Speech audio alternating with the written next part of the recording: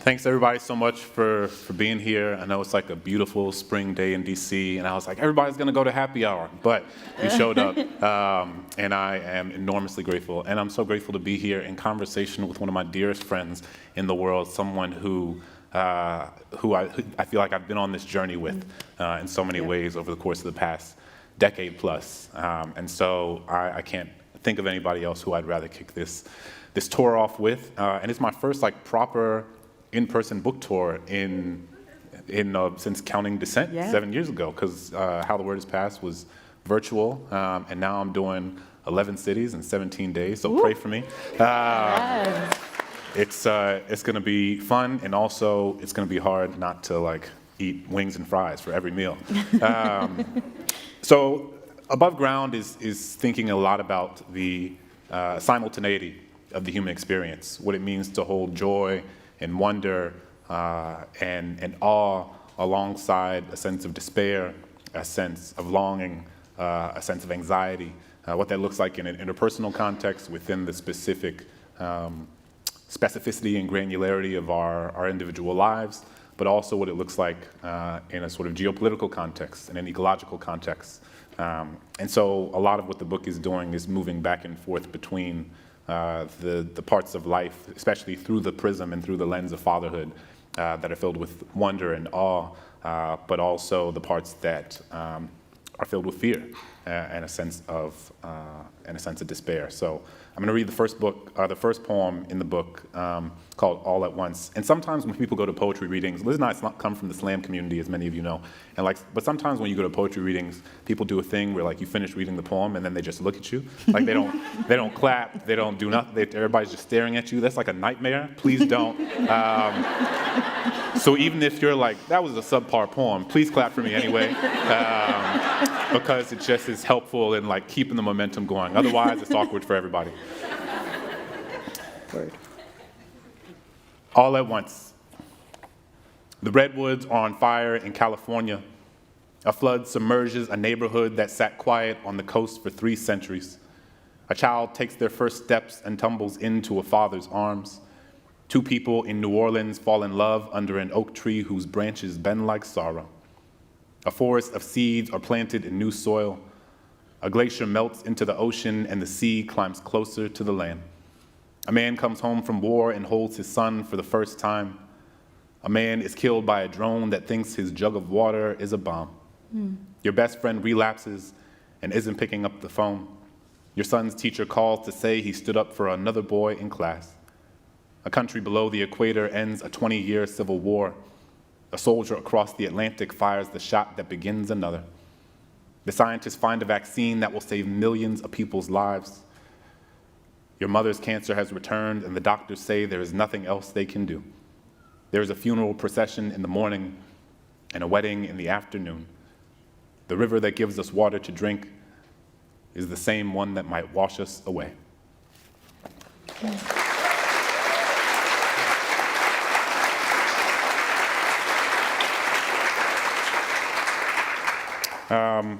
I wasn't initially going to read these poems, but I've been thinking a lot about them because of what happened in Nashville yesterday, and it is to think about the ubiquitousness of gun violence, and to think about how often these school shootings happen. Again, so much of what I think of now when I see these things is through the perspective of being a parent and just imagining the devastation of getting that call, whether you're a parent, whether you're the spouse of one of the teachers. It's an unfathomable sort of horror to even consider, and yet it's something that we encounter and engage with as a country week after week after week after week after week. So I'm going to actually read a sort of suite of poems. I'm going to read these 3 poems back to back. And then, because the first 2 are thinking about the phenomenon of gun violence, and then the third one is thinking about what it means when we tell ourselves that it's okay, when it's not. We see another school shooting in the news. and I don't know how I am ever supposed to let you out of my sight. I think about those children, how they woke up and had breakfast that morning as they did all the mornings before, half-eaten Pop-Tarts and eggs and a coat of ketchup, how they insisted on wearing their favorite shirt even though it was covered in stains, how they tied their shoes and double-knotted them, just to be sure, how they smiled when they saw their friends on the bus and told them about the soccer game they'd had that weekend and the goal they scored, how none of them could have ever known what was coming. I fear everything I cannot control and know that I control nothing. I am standing in a thunderstorm attempting to shield you from every jagged slice of yellow sky. I am trying to inhale all the smoke from this burning world while asking you to hold your breath. The gun. The gun heard the first shot. The gun thought it was a bursting pipe. The gun heard the second shot, and the third, and the fourth. The gun realized this was not a pipe. The gun's teacher told everyone to get on the ground. The gun's teacher went to lock the door. The gun saw glass break, and the teacher slump and bleed and fall silent. The gun texted its parents and said, "I love you. I'm so sorry for any trouble I've caused all these years. You mean so much to me. I'm so sorry." The gun thought it would never leave the classroom. The gun moved to a closet filled with several other shaking guns. The gun texted its best friend in the group chat to see if they were okay. The gun waited on a response. The gun received one. The gun did not receive another.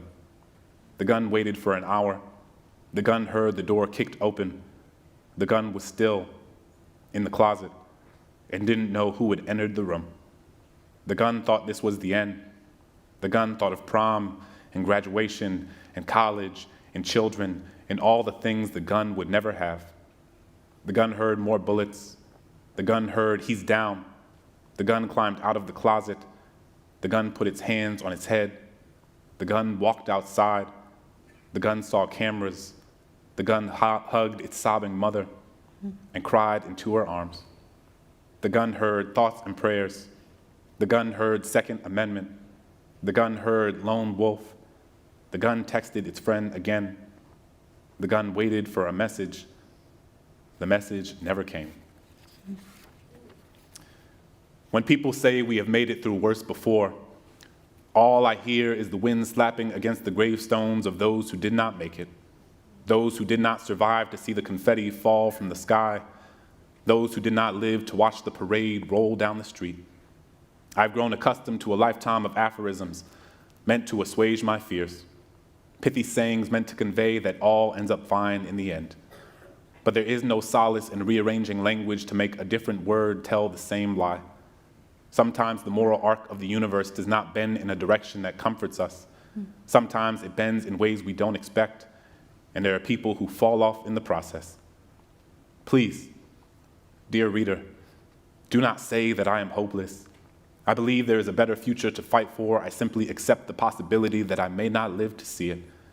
I've grown weary of telling myself lies that I might one day begin to believe. We are not all left standing after the war has ended. Some of us have become ghosts by the time the dust has settled.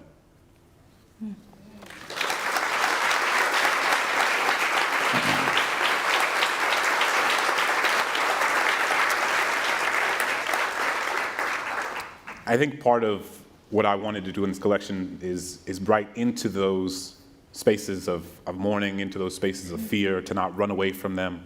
But I also wanted to write into those spaces of levity, those spaces of joy, those spaces of silliness. That's so much of what, parenthood is this thing that it is the thing that fills you with so much, that shows you the parts of yourself that you never knew before, the parts of yourself that are sillier than you knew before, the parts of yourself that are funnier than you knew before, people who will laugh at your jokes when nobody else laughs at your jokes. And it can also be the thing that shows you the parts of yourself that you're not proud of, and the parts of yourself that are revealing to you in ways that you have to proactively engage and reflect on and encounter. But so many of these poems are also just these archives, these time capsules of these moments, moments that I want to hold on to. And this poem, like many people, I love a good dance party. And having dance parties with my kids and my family is one of my dearest joys. And so this poem is about that. Dance party.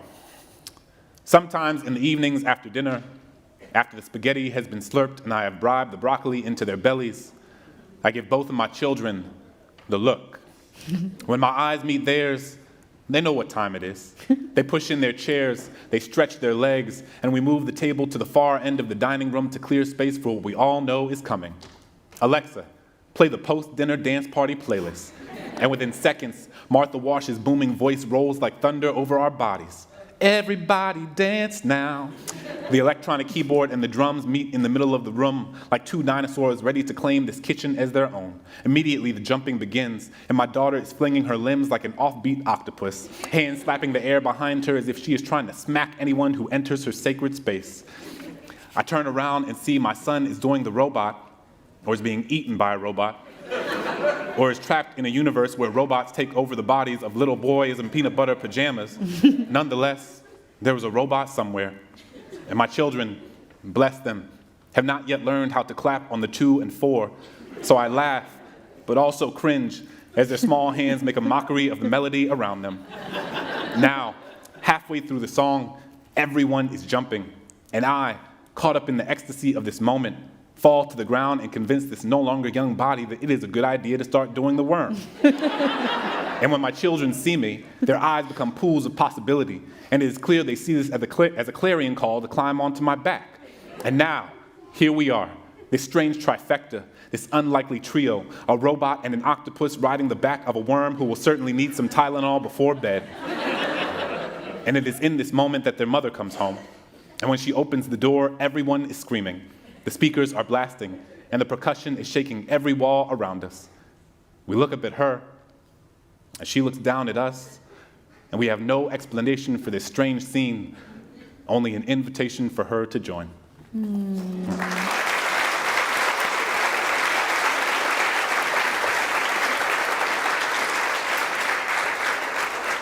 I'll read one more, and then we'll chat. Any parents in the audience? Any parents make it out? Look at you. You made it out despite the circumstances. Here you are. These are the real superheroes.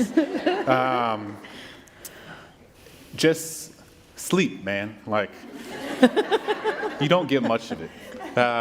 Liz is in this time. She's in this. She's really in it.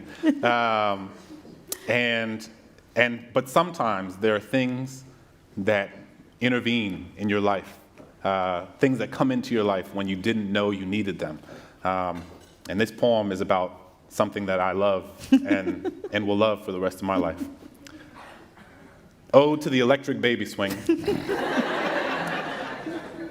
When we first met, I wasn't really thinking I needed someone like you, but a friend told me that we'd be a good fit, especially with everything happening in my life, all the changes, all the uncertainty.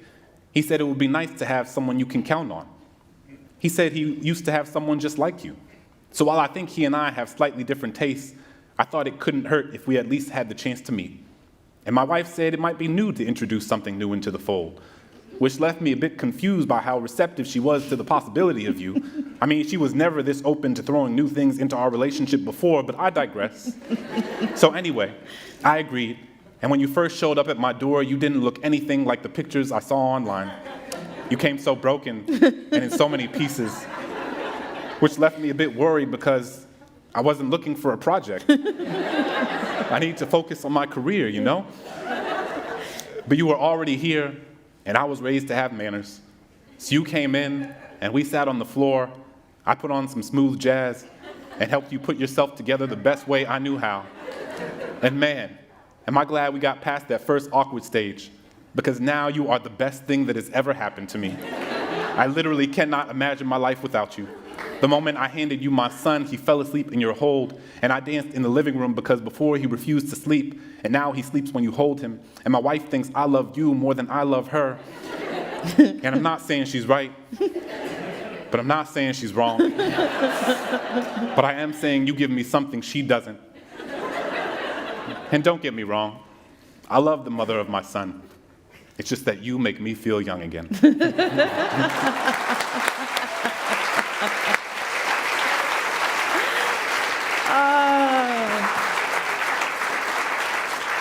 It's always such a delight to hear you read. I mean, I've heard those poems in so many iterations, different versions. Clay and I have been performing alongside each other since 2014, when we were officially on the same slam team, and years before that.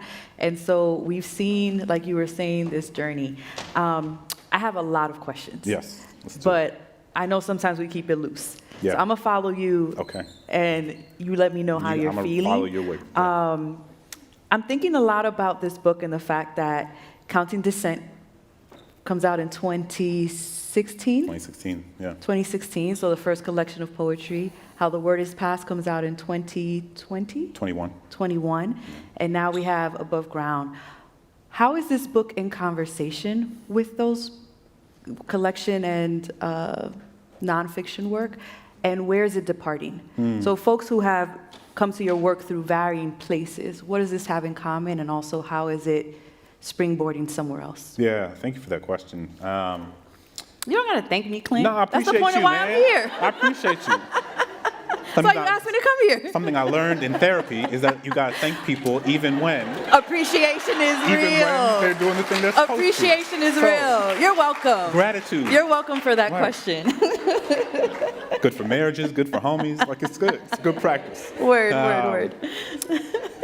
So, when Counting Descent came out, it was in the early stages of the Black Lives Matter movement. And so that book, for those who've read it, they know is sort of largely about coming of age as a young black man in this country, and thinking about my life in conversations with the lives of so many of the people that whose lives were being lost, and the sort of incessant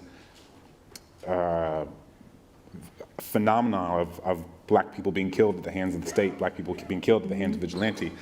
And I mentioned at the beginning that I'm interested in the sort of simultaneity of experiences. And so for me, part of what was interesting about that book is thinking about how a sort of larger sense of despair still exists alongside the sort of interpersonal things happening in your life that may be aligned with the emotional texture of the broader world, but may be different. So you know, I was feeling the sense of despair from watching black people being killed over and over and over again, but this was also the same time that I met the woman who will become my wife, right? And so what does it mean to sort of move through the world experiencing both this incredible sense of jubilation, this incredible sense of joy, alongside this sort of larger backdrop, or amid this larger backdrop of despair? And then How the Word is Passed, I'm thinking about how, you know, America is a place that has provided unparalleled, unimaginable opportunities for millions of people across generations in ways that their own ancestors could have never imagined,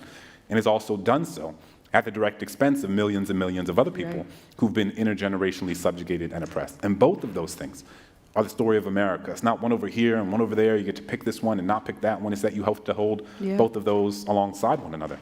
And I think this book is continuing the sort of idea of, again, to come back to the language of simultaneity, and the complexity of the human experience, and how sometimes we are presented with ideas that make us feel as if the different emotional texture of our lives should be like neatly demarcated. Like today I felt sad, tomorrow I felt happy. But so much of it is that you experience it all at the same time. Right. You'll be in the middle of grief and find yourself laughing, and then you're crying again. Yeah, exactly. Like you'll be pushing your kid on the swing at the park, and then you'll get a call about from someone you love who has a terminal illness, or you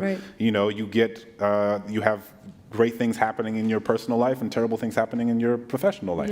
And so I'm just interested in holding the complexity of our collective experiences all at once. And I think that's the thing that strings these poems, or string these different book projects together. And then more specifically to How the Word is Passed, I think, you know, I'm someone who obviously I wrote an entire book about slavery, and so I take seriously what it means to excavate and explore and spend time with the history of violence, the history of trauma, the history of oppression in our community. And I always remember, I have a poem in the book, like standing in a cabin at the Whitney Plantation, and realizing that so much of the way that I had been taught about the horror of slavery was through the idea of the spectacle of physical brutality, right? The beatings, the whippings, the lynchings. But I never thought as much about family separation.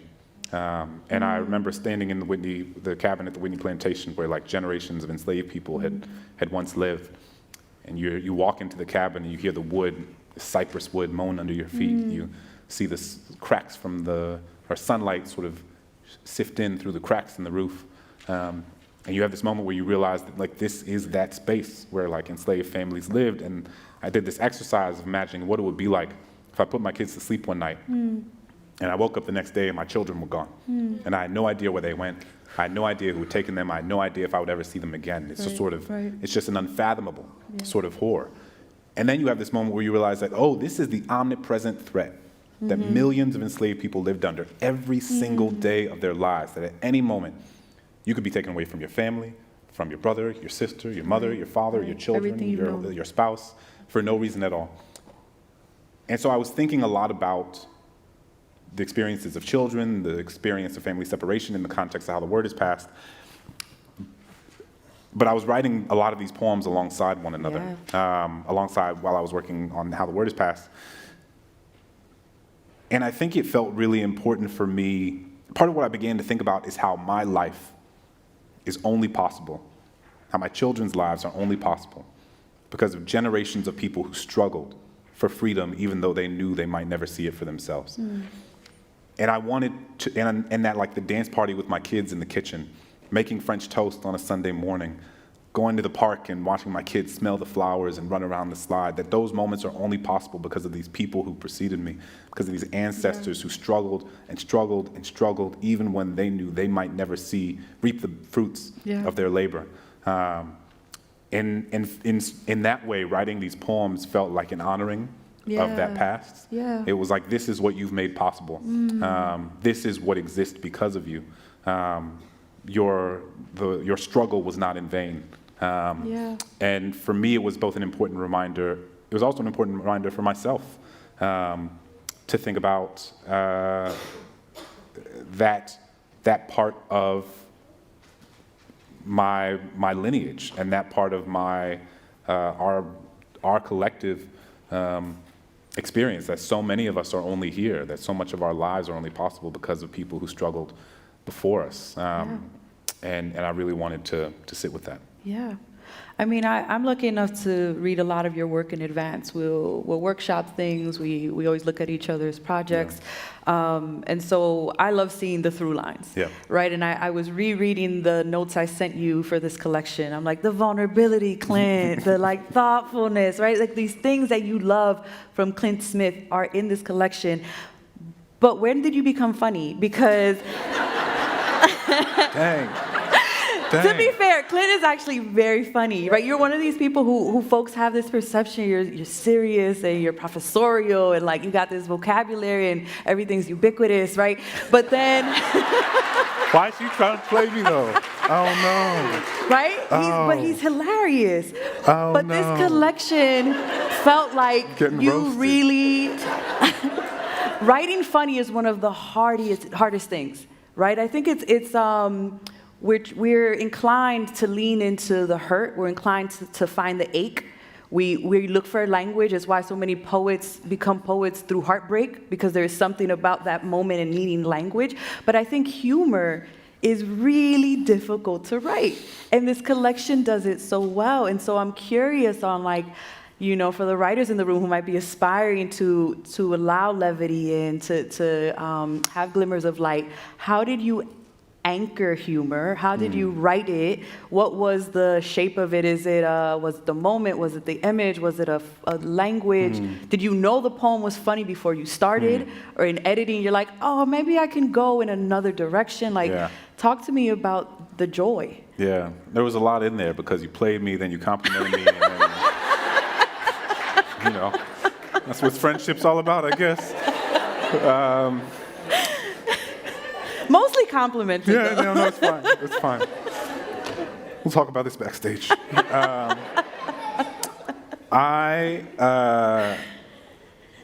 So a couple things. I think part of it is that there are writers who I think unlocked a sense of possibility for me in terms of like what levity, the role levity could play. And I'm thinking Yeah. particularly of Ross Gay's work right Yeah, now. yeah. Ross Gay for me is someone, I just remember reading Catalog of Unabashed Yeah, of Gratitude course. in 2015, and it just, it almost is, I didn't need permission, but it's almost like that collection gave me permission Yeah. and gave so many of us permission. I mean, in that moment, Yeah. to be like, I want to talk about fig trees. Yeah. You know, And then everything it- was so heavy. And it's- Exactly. Yeah. And I think that, you know, his work is a model, I think, in demonstrating that literature, that like rigorous literature does not have to be synonymous with tragedy. Yeah. Does not have to be synonymous with like an onslaught of despair. I think for some reason there's this sense that like for your work to be taken seriously, it has to be engaged singularly with like difficult, Yeah. traumatic, weighted matters. Yeah. And that's not to say, and that's, you know, again, like I wrote a book about slavery, like I think that Right. that is important to do, but I think to say that that is the singular means by which one can create meaningful literature is misguided. And you know, Ross's work is a model for me in that way.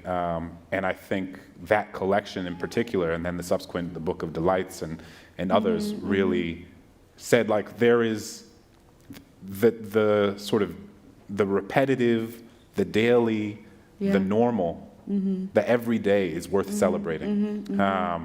And for me, that was really helpful because it allowed me to turn so many of these poems into just time capsules that captured like a moment, a feeling that might happen every day, Yeah. but that I wanted to excavate, that I wanted to dig into, that I wanted to hold on to in a different sort of way. And in a strange way, it almost like makes me more present to like write about these everyday moments with specificity, with granularity. It makes me appreciate them more when they happen again, right? It makes me put my phone aside. It helps me, you know, and again, I'm not perfect at it, but I think it does help make me present in that way. And I also think, like, to the prior part of your question, like having kids are silly. Yep. Right? Like kids are silly and they laugh and they like, again, like I really think it's funny. It reminds me of when I first started writing poems at Davidson College. Any Davidson people here? Hey, there we go. Wildcats always come through. And I started this poetry group at Davidson.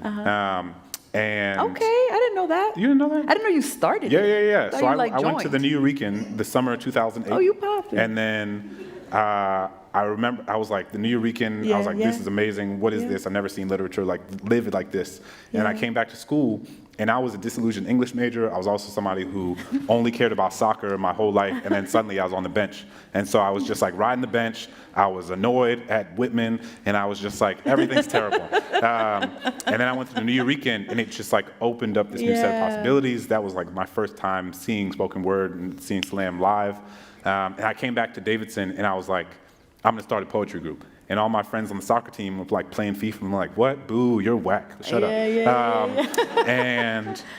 And then I just did it. And it was like, we like cosplayed Dead Poet Society. We like met in the basement of the basement on Sunday nights and we like read poems and wrote poems and we were like, look at us.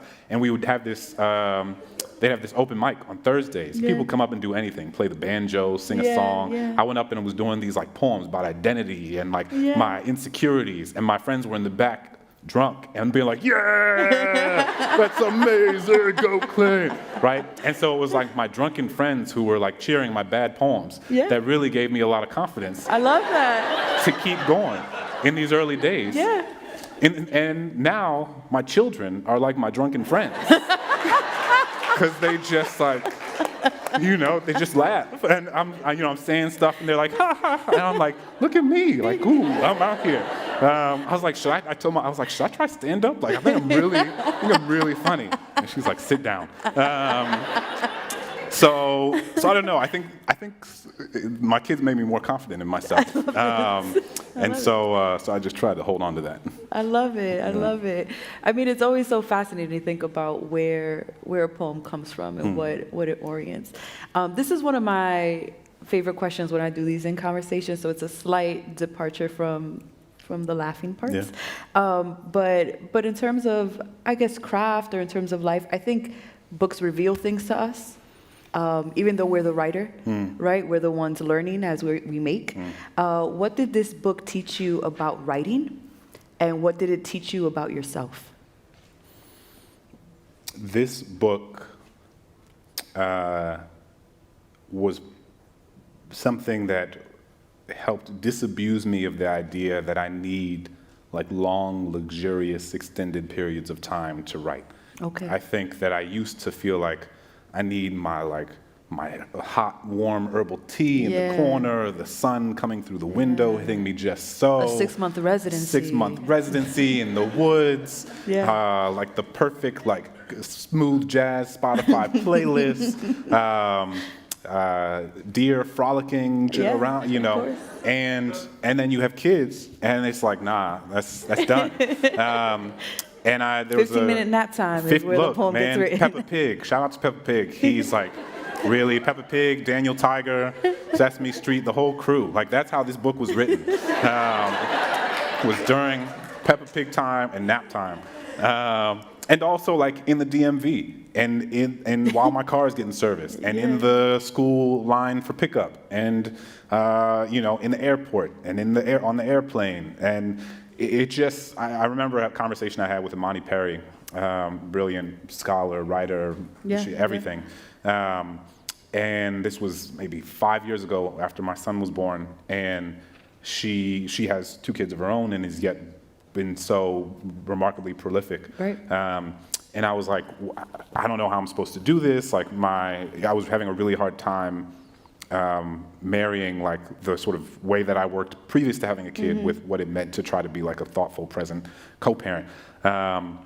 And she was like, you got to let go of this idea that you need these long periods of time. Just like, if you got 10 minutes, go. If you can only write a paragraph, go. If you need to write in the note section of your iPhone, go. If you got a napkin, go. Like, and it's simple advice, but like I really took it to heart. And that's how so much of my writing happens. I think I've let go of, I would love luxurious writing time in the woods as I like looked at my wife through the side of my eyes.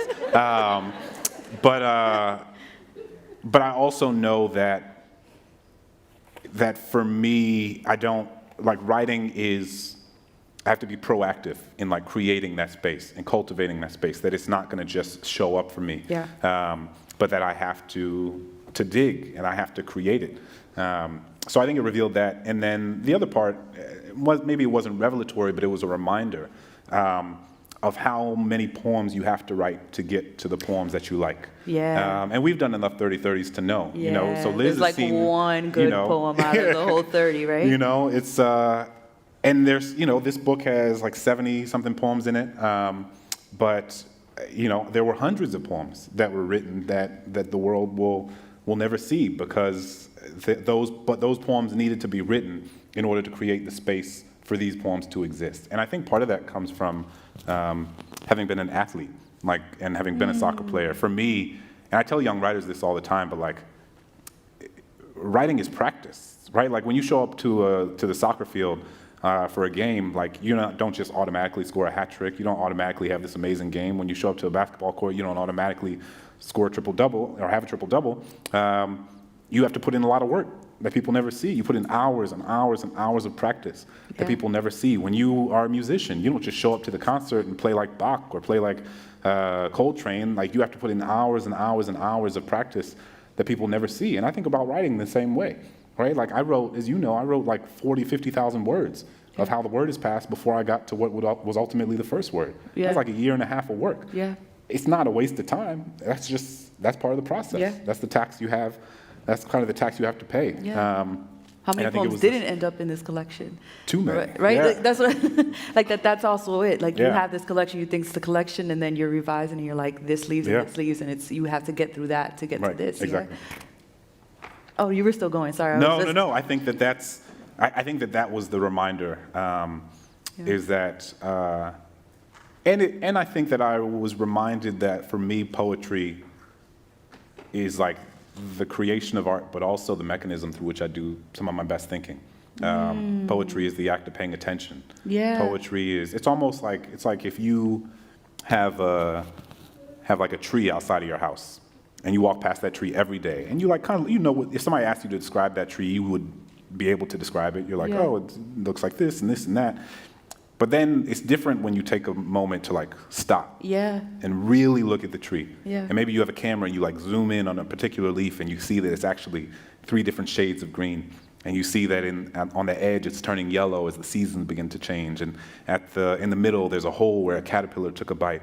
And you see all these things about it that you had never seen until you like sat for a moment to really pay attention. And I think that's what poems do for me, Yeah. is they are the act of paying attention, again, to a moment, to a feeling, to an idea, to a piece of history. And in the context of this book, thinking, you know, paying attention to these moments of parenthood that I sort of want to archive and Yeah. want to hold on to in the way that, you know, parenthood is weird because you'll be like so desperate to get your kids to go to sleep, and then as soon as you go to sleep, you like scroll through your photos of my kids, and you're like, oh, they're so great, when you were like, go to bed. And Yeah. these poems are kind of like that, right? Yeah, so I think it was just a reminder that like, oh, even if I don't have a poetry project that I'm working toward, Yeah. that like writing poems is just a really helpful mechanism through which I'm able to make meaning of the world in front of me. Yeah. I think more than any other writer in my acquaintance, I feel like you are continuously training yourself to be looking at the world as a writer. And this collection to me, writing outside the CVS, writing down the aisles of the grocery store, the parking lot one, like the swing, right? Like that it was very clear you were always observing your life as where is there poetry in this moment? Or where is there something in this moment that I can agitate or look at a little more deeply? And I think that is such a difficult skill. If you're not constantly reading, but constantly also, I am a writer. I need to experience this and also have that part of my brain that's stepping back and like, is there material here? Can I make of this? Right? Yeah. Or can I figure out what this is by you know, making this more fraught? And so I think this collection really demonstrates your ability to do that, to find a poem where I would be like, yeah, you get this random moment happened at the grocery store, but you're Yeah. like, nah, that random moment is the poem, is the Yeah. thing. And I think that's when you talk about the simultaneity, all of these feelings, is you're just so observant of every little moment, and it's beautifully rendered here. We have time for one last question, and I kind of want to just, you know, kind of ping it to, what do you hope that these readers here who are about to go buy several copies of this collection for themselves and their loved ones, plus the pre-order, of course, what do you hope they bring to the poems? Like how do you hope they show up to the poems? But then also, what's the thing you hope they take with them? It's funny, and I think we all experience this to some degree, our sort of cohort, our generation of poets, because I'm very lucky that Counting Descent is like taught in many high schools and even some middle schools, and it's been, Shout out to the teachers. Yes. Shout out to the teachers, man. No, it's amazing. It also means that I have teenagers who like are regularly sliding into my DMs, who are like, Can you help me with my homework like, Mr. assignment? Smith, what is the cicada? Tell me what the symbolism is.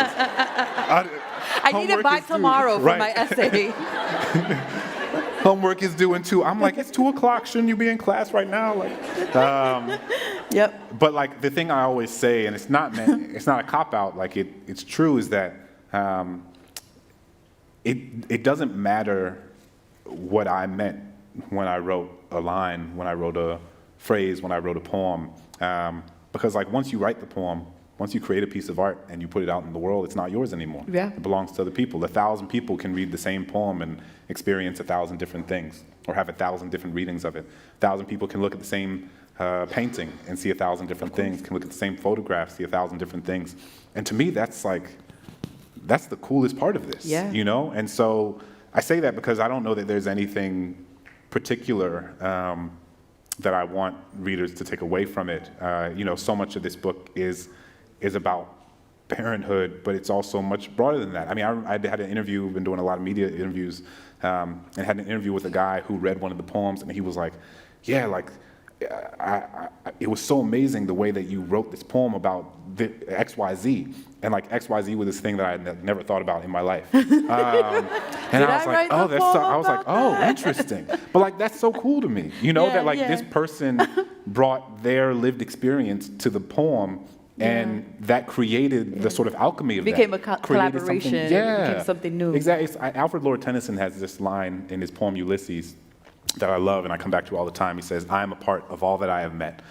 And it's so simple, but it's this like beautiful, I think, distillation of who we are in the world and how we experience the world and move through the world is an amalgamation of all the people we've ever met, all the conversations we've ever had, all the art we've ever consumed, all the different facets of our identities, and they come together to make it so that we all experience the world in unique, idiosyncratic, beautifully individual ways. And so I'm excited. You all are welcome to slide into my DMs and tell me about the different things that you found from these poems. Beautiful. Clint Smith.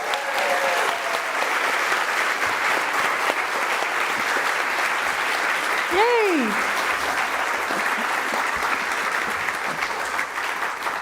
Clint Smith, secretly funny. Elizabeth Acevedo, secret roaster. We have time for a few audience questions. We have some awesome folks from DCPL who have some microphones.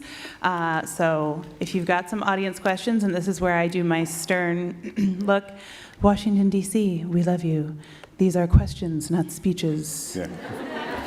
Just a note should be in the form of a question. So if you have, see a couple folks with their hands raised. Also, before we do questions, everybody, when you leave, there's also a QR code outside.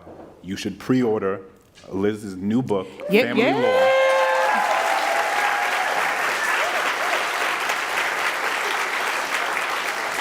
It is a certified banger.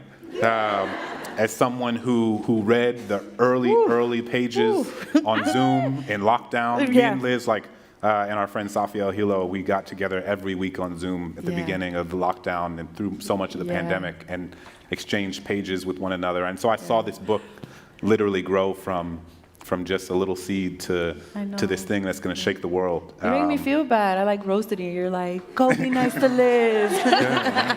Lovely guy. But I know, right? If I'm not the conversation partner, there's beef. Family Lore, be back here in August. Right. We're going to flip the seats. Let's do it. So Liz, you're not funny at all. I want you to open with that and everyone just be like, oh my God. What does it feel like to be so sad all the time? No, but it's an incredible novel. Please order it. This is Liz's first book for adults, ostensibly for adults, even though I read all her books. I love all of them. I'm not a young adult. So make sure you get that. Yes, we have the pre-order code, conveniently QR coded right at the front. And we will also do an author signing for Clint's books after this. But let's get to some questions first. We've got a mic right there. Yeah. Oh, she stood up and everything. Yes, you. There's a little switch on it.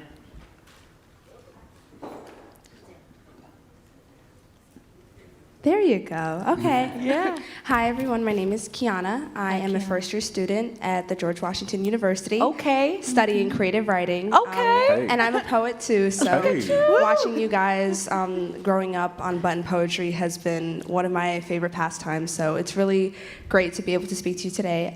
So my question is, both of you are friends, obviously, as we can all see, but I was wondering, what is one poem that you read from each other that you're proud of for the other person? Oh my God. You should have taken my job. One poem of Liz's that I read that I was really proud of that she wrote? Mm-hmm. Interesting. I have two. I can go first if you want to think. Go for it. I'll give you a second. Yeah. I love The Lake. I think that that's probably one of the poems that I read, and it closed your last collection. There's a link here. Crown Descent. I think as a writer, when you read something and you're like, oh, I wish I had written that, right? Like when you wish you had plagiarized, that's the moment of like true pride for the other person. And for me, there's something that poem does that just feels really magical. And then the creative intelligence to have that be the thing that closed the whole thing, right? Because then you have to read the whole collection again to be like, why did I land here? And I'll say that your poem about oysters, about your dad, I mean, the use of the metaphor, the way it's rooted in your experience, no one else could write that poem. Like that is distinctly a Clint Smith and the experiences you've had type of poem. And I think that for me, the more hyper-specific a piece of writing, the more that I'm impressed that it can be as universal as it becomes. And that was probably one of the first poems I heard from you that I was like, oh, he's like really good. Maybe he could beat me in a slam. Who won that slam? Who won the 2014? I mean, was it? Did you win? I mean, I think Liz won. it's hard to be like proud of Grand Slam champion a decade later, but yeah, don't try to come for my title. Don't do that. Oh, man. Don't do that. I was like, I thought it was me. It wasn't me. Oh, man. So I think that Liz had a poem when we were on the DC Slam team, the national champion DC Slam team, 2014. Talk about it. There's the spear,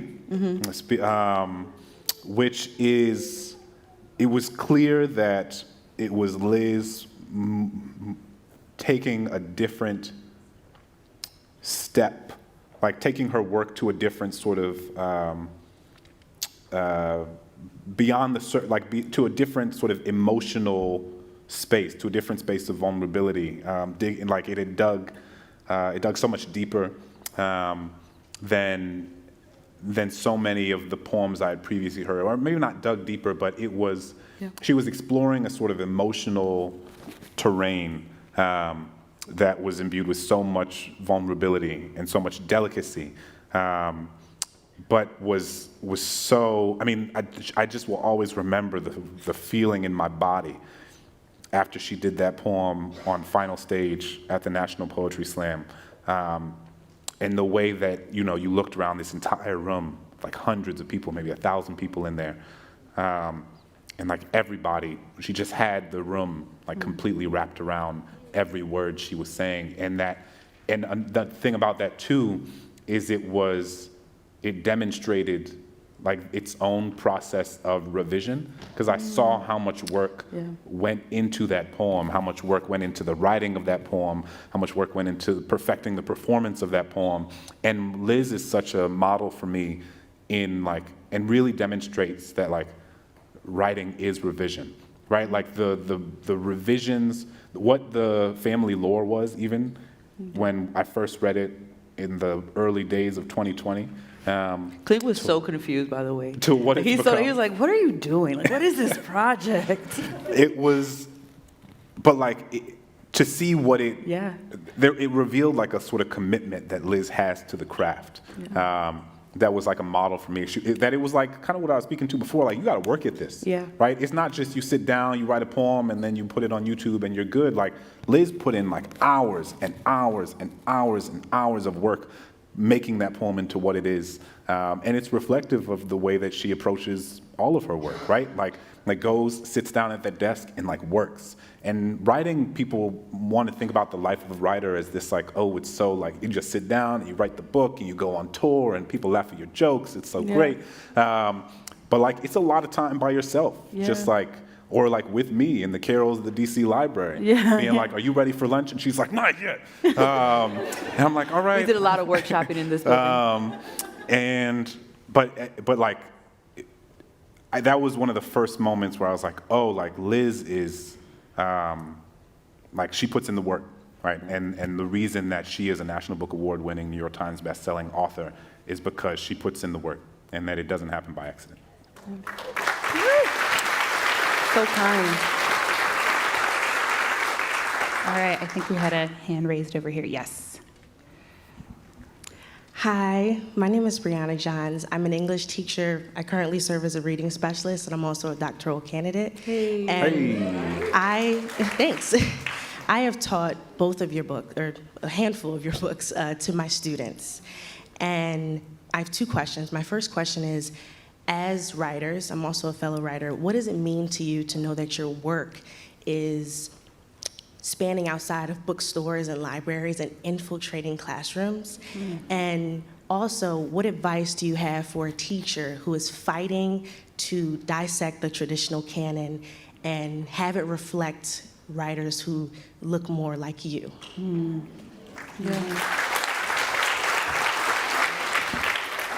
Wanna go? So first and foremost, thank you so much for bringing our work into the classroom. I think I tend to hide from what my work does once it leaves my control. It is confounding to me that folks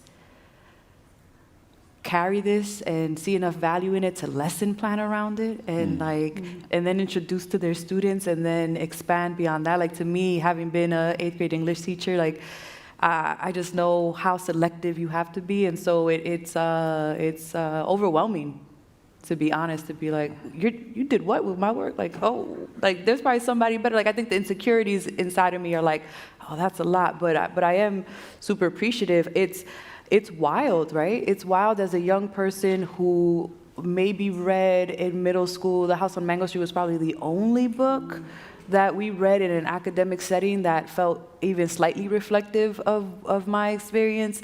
To know that my work is being brought in as like that work was brought in for me is really moving, because I know what it's like to be a student and just wonder, why doesn't literature with a capital L reflect anything in my life, or look like me, or sound like me, or like the people in my neighborhood. And so, and even if those students aren't like me, right, like challenges the notions of what is normal or what is typical or what, again, is for the canon. So I appreciate that. I think one of the ways I consider what we do when we challenge the canon is how poems and books can be in conversation with what the canon already has. Because it's great to think about where we're going, but then to look at this work that was written, whatever it was written. I really wasn't impressed with The Great Gatsby. I know folks love it, right? But like, what can we do if we look at The Great Gatsby and then find another book that also talks about excess or longing or obsession, right? That's written in this moment and in this age, and put those in conversation, and then let students kind of find and pick through what works for them and how the work is happening. Because I do think there's something about just leaving an entire archive behind that I don't want to leave them off the hook. We got to talk about why we celebrated this work to this point, even though there were hundreds of thousands of other books that were better. Right? And so let's put it on the table. Let's take it to the jury and be like, this is the way that a culture galvanizes behind particular kinds of work, right? And how we have to be critical of that work and of that eye and of the eras, and always be really conscientious of like, how are we reading and what are we deciding reflects a time. And what we choose to have our kids read and their kids read and their kids read, and that we have to be really flexible, right? Because what we're reading in this moment, hopefully, I hope our work has longevity, right? I hope it's something that is timeless. And I'm also okay with the fact that in decades, there hopefully will be a better writer who is more reflective of that moment, that folks can say, yeah, Liz Acevedo was great and is a classic, but what about this writer? Maybe it's time. Maybe it's time, right, to be in the moment. I think that's important. And so if you're reading the canon, I think reading it alongside what's new makes a lot of sense, because there is still a lot of cultural value, unfortunately. I watch a lot of Jeopardy, and I'm just like, everything's the Odyssey. Everything's the Odyssey and Huckleberry Finn. And so if you're like into Jeopardy, it's important to read the canon. But otherwise, let's read some new stuff. Yeah. Oh, man. No, I think Liz nailed so much of it. So again, so much gratitude for teaching our work.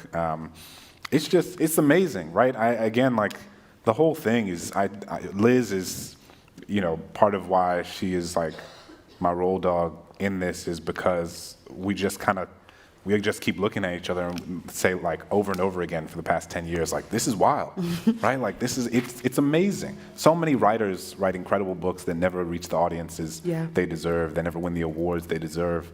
And so I just feel enormous gratitude. I feel very lucky. I don't take it for granted for one minute.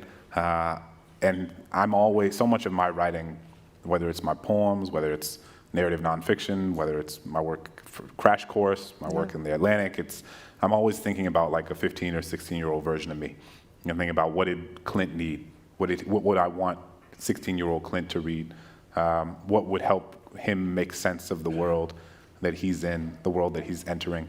And in many ways, that kid is my North Star. And so for my work to be taught to, high schoolers today, or middle schoolers today, college students today, it's amazing. And I just appreciate it very much. Woo.